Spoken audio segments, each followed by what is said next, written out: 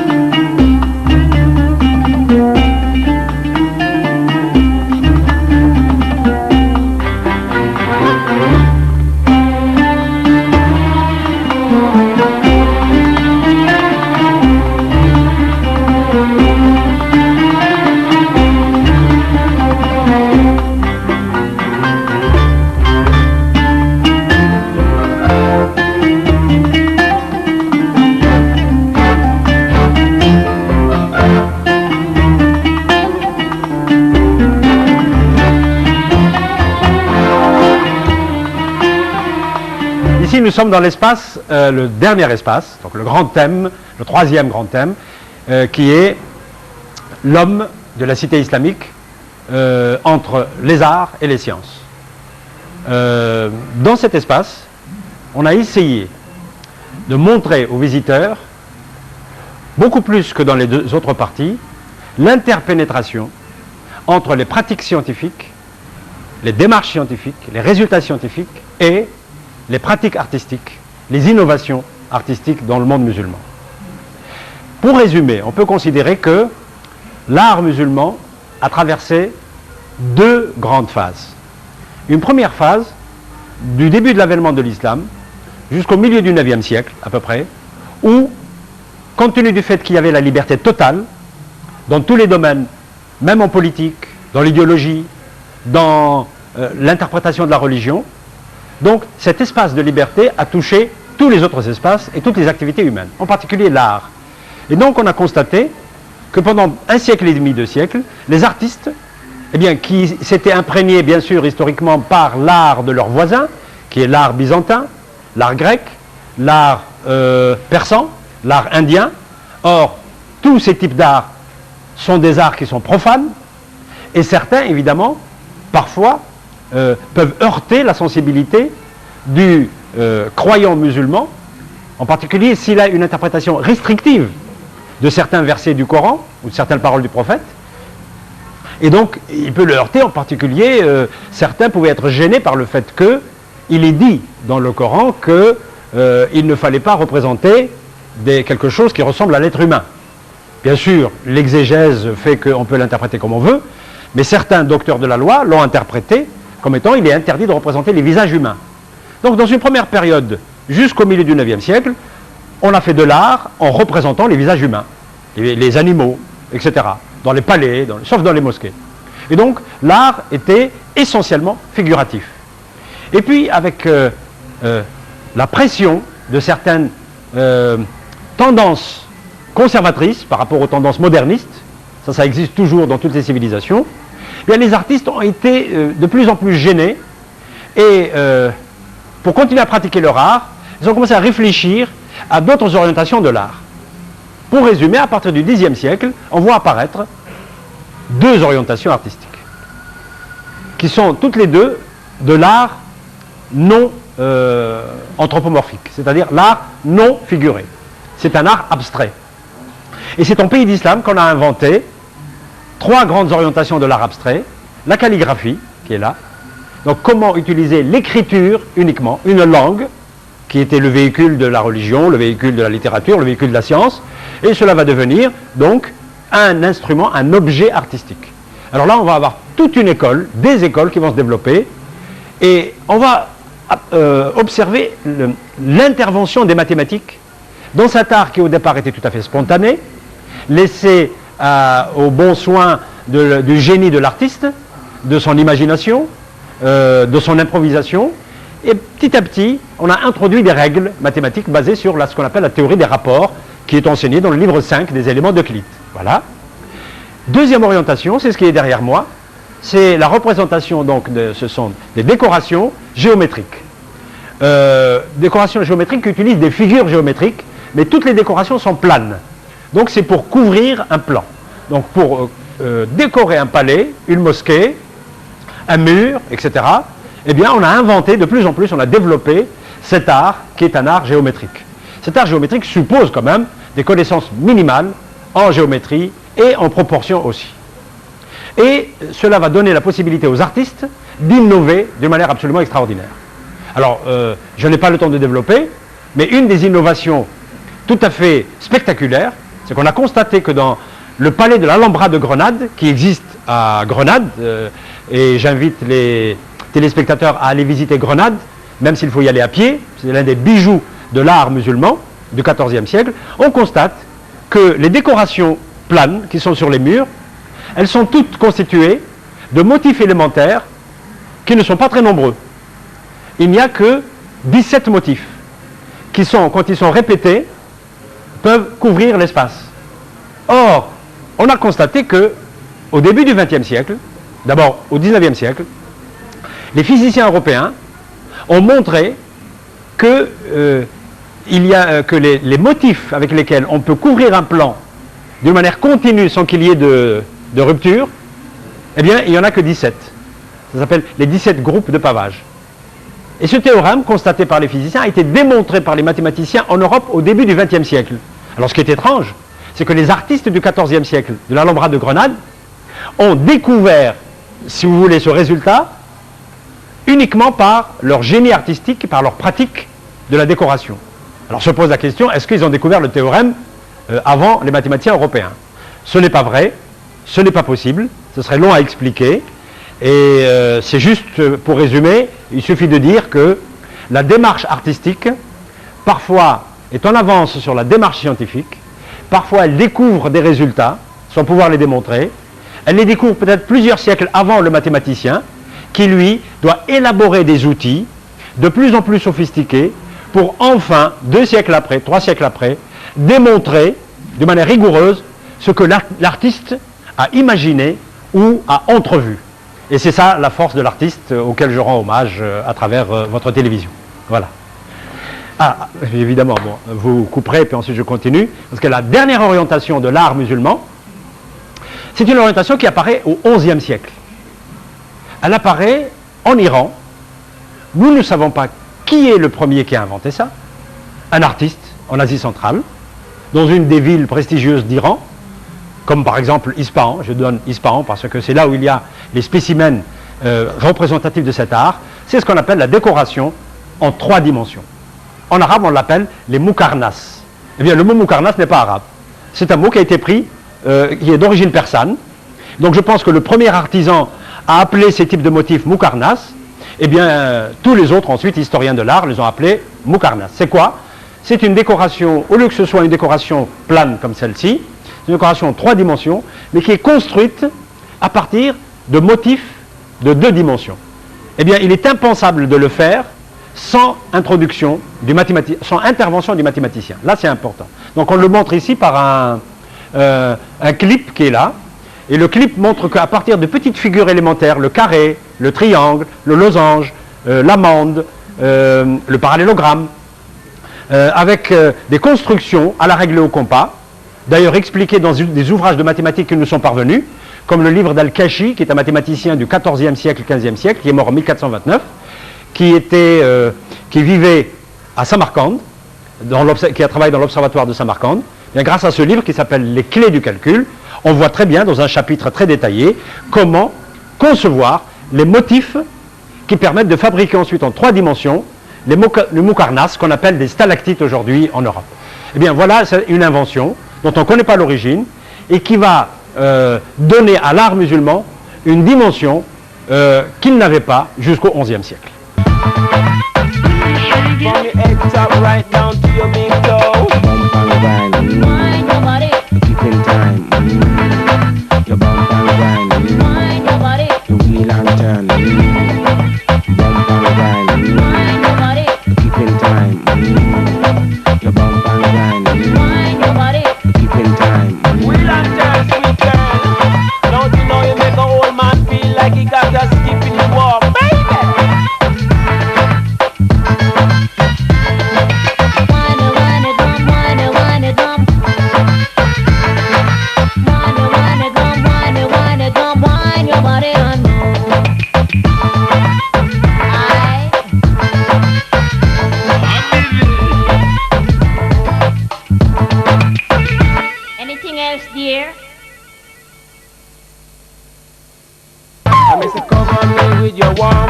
Wipe away that storm. Cover me with your warmth. Wipe away that storm. It's in the way you kiss and the way you love. The way you sweet just like this. Now the way you love and the way you kiss. The way you touch, sweet like this. A whisper song, tender and strong. I'm losing grip, sweet like this. Hold my hips, kiss my lips. Sweet like this, sweet like this. What am I to do, baby? Can't sleep, you drive me crazy. What am I to do, baby? Can't sleep, you drive me crazy.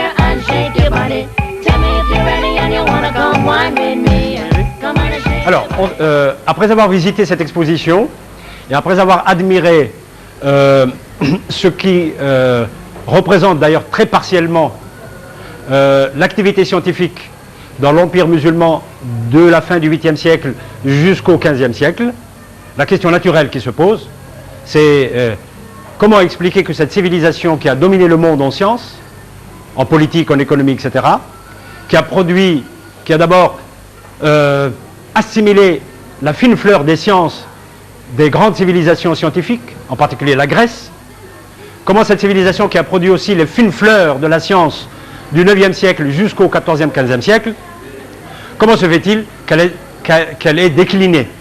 Et comment expliquer le déclin? Eh bien, nous n'avons pas de réponse scientifique. Comme pour toutes les questions difficiles, nous avons des hypothèses et nous avons quelques conjectures raisonnables pour essayer d'expliquer pourquoi, à un moment donné, eh bien, on voit apparaître des indices, des signes de déclin. Mais avant cela, il faut préciser que le déclin dans l'Empire musulman, compte tenu de son étendue, de la diversité de ses peuples, de l'inégalité, disons, de développement politique et idéologique, la différence de certains pouvoirs politiques, fait que le déclin n'est pas apparu à un moment donné partout dans l'Empire musulman. Il y a eu des éléments de déclin qui apparaissent dans une région à un moment donné, pendant que dans d'autres régions de l'Empire, il y a non seulement un développement normal des sciences, mais parfois même dans certaines régions, il y a des avancées encore spectaculaires des sciences, pendant que dans une région, il y a le déclin que même les observateurs du moment regardent, voient. Exemple, dès le XIIe siècle, l'Espagne musulmane, à cause du phénomène de la reconquête, Tolède est récupéré par les chrétiens en 1085, Palerme en Sicile est récupéré aussi au XIe siècle, eh bien, il y a un phénomène de reflux de l'activité scientifique, ne serait-ce que parce que des villes prestigieuses comme Tolède, comme Cordoue après, comme Saragosse, ne vont plus garder leur dynamisme scientifique, puisque les savants, devant l'approche des armées ennemies, puisque c'était la grande bagarre entre l'Europe latine et chrétienne et l'Empire musulman, à partir de la fin du XIe siècle, eh bien, devant l'avancée des ennemis, la peur de ne pas garder le même mode de vie, le même niveau de vie, eh bien, des couches entières des populations de cette civilisation vont quitter les villes et vont refluer vers d'autres régions de l'Empire. Conséquence, une région décline, mais précisément les autres régions vont profiter du déclin de cette région pour encore se développer. Voilà, ça c'est intéressant. Deuxième élément, il est tout à fait possible qu'une région décline pendant une période où n'a plus le vent en poupe, puis ensuite, un siècle après, 2 siècles après, eh bien, elle reprend du poil de la bête, parce que de nouvelles conditions économiques, politiques sont apparues, et la conjonction de tous ces facteurs fait qu'elle redémarre. Il y a un exemple typique, c'est en particulier l'Égypte va être un lieu de science très important au 9e, 10e siècle, 11e siècle, puis ensuite, 12e, 13e siècle, elle est dépassée par d'autres régions, puis 14e, 15e siècle, eh bien, le Caire va devenir une des capitales scientifiques les plus importantes. Samarcande était une capitale scientifique au 9e, 10e, elle va décliner au 11e, 12e, et puis au 14e, 15e siècle, Samarcande va être absolument au même niveau scientifique que Bagdad, sinon plus. Donc vous voyez, les choses sont très complexes. Alors, quels sont les facteurs du déclin? Je dis ça comme ça, vous pourrez couper quand vous voulez. Parmi les facteurs du déclin, il y a des facteurs extérieurs qui sont ce qu'on appelle les offensives militaires contre l'Empire musulman, pour des raisons complexes à développer ici, les croisades à l'ouest. À partir de la fin du XIe siècle, une série de croisades va attaquer l'Empire musulman à la fois en Orient pour la récupération du tombeau du Christ. Mais en fait, ça c'est un aspect idéologique et religieux qui a mobilisé les foules. Mais très vite, il y avait d'autres raisons qui faisaient que les attaques ont continué. En particulier, la 4e croisade n'est pas allée pour libérer le Christ, ni le tombeau du Christ, mais allée pour occuper Byzance, qui est pourtant une capitale chrétienne, mais d'Orient. La 8e croisade, qui est la croisade de Saint-Louis, elle n'est pas allée libérer Jérusalem. La 8e croisade a eu lieu près de Tunis, très loin de Jérusalem, et c'est là où est mort Saint-Louis. Bref, donc il y a des facteurs économiques, politiques, qui ont fait que des offensives militaires ont été lancées du XIe siècle jusqu'à la fin du XIIIe siècle contre l'Empire musulman. Premier point. Deuxième point, offensive militaire, cette fois-ci de l'Est. Dès le XIIIe siècle, ce sont les invasions mongoles qui vont se lancer sur les territoires musulmans, en particulier sur la Perse, et les Mongols vont arriver jusqu'à la Méditerranée, puisqu'ils vont occuper Bagdad, ils vont occuper Damas, Alep, et ils vont être stoppés par les armées d'Égypte. Armée d'Égypte d'ailleurs qui était gouvernée et dirigée par des militaires qui étaient d'anciens esclaves de l'Empire musulman. Et ce sont les facteurs externes. Et puis un facteur externe qui est ni militaire, ni politique, il est économique. Figurez-vous que l'Empire musulman a construit sa richesse en contrôlant le commerce international à grand rayon d'action. Eh bien, il a contrôlé ce commerce au 9e, 10e, 11e siècle. À la fin du 11e siècle, par le contact avec les villes italiennes qui se sont développées en relation pacifique commerciale avec l'Empire musulman, elles vont devenir de plus en plus puissantes et elles vont tenter d'enlever le monopole commercial du monde musulman et de le récupérer. Elles vont réussir à la fin du XIe siècle. Et d'ailleurs, la chute de Byzance, financée par les Vénitiens, entre dans cette stratégie de récupération du commerce international de la Méditerranée et d'ailleurs. Eh bien, ces villes sont Venise, Florence, Gênes, Amalfi, Pise, Bari. Ce sont des villes qui vont devenir des républiques, comme vous le savez. Et ce n'est pas par hasard que c'est en Italie que la Renaissance européenne va commencer, parce que ce sont ces villes-là qui vont hériter de la puissance économique, de la richesse économique qui était entre les mains des musulmans. Et enfin, il y a des facteurs internes à l'espace musulman. Il ne faut pas dédouaner les musulmans. Ils ont dominé le monde, mais ils n'ont pas réussi toujours à gérer convenablement le pays de l'intérieur, qu'on appelle la maison de l'islam. Il y a eu des luttes politiques, des luttes idéologiques intenses, à tel point qu'au Xe siècle, il n'y avait pas un califat, c'est-à-dire un empire avec la capitale Bagdad, mais il y avait 3 prétendants au califat, 3 califes. Un en Espagne, un au Maghreb et l'autre à Bagdad. Eh bien, cette lutte du Xe siècle, Xe, XIe, a beaucoup affaibli le pouvoir politique global de l'Empire musulman de l'intérieur. Ajoutez à ça les luttes idéologiques entre toutes les factions musulmanes, chacun pensait qu'il avait raison, que la pratique religieuse devait se faire de telle ou telle manière, et ces luttes internes vont encore exacerber les contradictions. Et enfin, à l'intérieur de l'Empire, il va y avoir un phénomène économique, c'est la raréfaction de l'or. L'or était la monnaie, était le nerf de la guerre pour l'économie marchande musulmane. Il venait de l'Afrique noire, eh bien, il s'est petit à petit raréfié parce qu'il circulait dans un seul sens. Un peu comme l'Espagne quand elle a récupéré l'or de l'Amérique. Il arrivait en Espagne, et puis ensuite, en fait, il ne restait pas en Espagne, il allait vers la Hollande et vers le nord de l'Europe. Mais l'Empire musulman a été victime de ce phénomène aussi, qui a été étudié par les spécialistes. L'or qui irriguait l'économie musulmane, de l'Empire musulman, va régulièrement aller soit vers l'Asie, soit vers l'Europe. Pourquoi? Parce que l'Empire musulman, pour vivre, pour tenir son économie et ses industries, avait besoin d'acheter des matières premières. Et à force d'acheter des matières premières, sans vendre les produits qui étaient produits dans l'Empire musulman. Pourquoi? Parce que l'Europe n'avait pas la consommation nécessaire, n'avait pas les couches sociales qu'il consommait comme les couches de l'Empire musulman. L'Europe était le sud à cette époque-là, au sens économique, et le nord de l'époque, c'était le sud d'aujourd'hui. Et donc, l'Europe était le monde des matières premières, et le monde musulman, c'était le monde de la consommation des matières premières pour les usines, pour la fabrication du papier, pour la fabrication du textile, pour la fabrication de toutes, par exemple, les bateaux, etc. etc. Voilà les raisons qui ont fait que, on suppose, voilà les hypothèses du moins, qui pourraient expliquer le déclin de l'Empire musulman. Mais un déclin, vous savez, il est partiel, il n'est pas toujours définitif. Donc c'est un déclin lié à des facteurs, et ce n'est pas parce qu'il y a eu déclin que le déclin est une fatalité. Et ça aussi parce que c'est devenu un élément culturel dans l'esprit des gens, et là je parle à des auditeurs qui sont les téléspectateurs du moins d'origine de l'Empire musulman, maghrébin et autres. Le déclin a toujours existé dans toutes les civilisations, et donc ce n'est pas spécial à l'Empire musulman.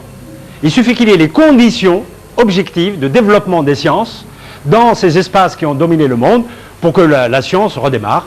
D'ailleurs, la science dans les pays musulmans, elle a redémarré depuis longtemps, depuis plusieurs décennies. Sauf qu'elle a démarré d'une manière, au niveau des groupes, des individus. Il y a de grands savants d'origine maghrébine, d'origine arabe, etc. Mais ces savants, compte tenu des conditions politiques, économiques, sociales, culturelles, citoyennes de beaucoup de pays musulmans, bien ces savants qui ont toujours besoin de liberté, d'espace de liberté, d'un minimum de conditions pour travailler, et ils quittent l'espace où ils ne peuvent pas travailler. Ça s'est passé aussi au Moyen-Âge. Au Moyen-Âge, ce sont des jeunes qui sont venus d'Europe, d'Angleterre, d'Italie, de Belgique, de France, qui sont d'une manière indépendante, qui ont quitté leur pays pour venir chercher la science à Tolède, à Cordoue, à Marrakech, parce que c'était le lieu de la civilisation. Alors les savants d'aujourd'hui, eh bien, ils vont là où ils peuvent faire leur science. Voilà, c'est tout. Alors merci.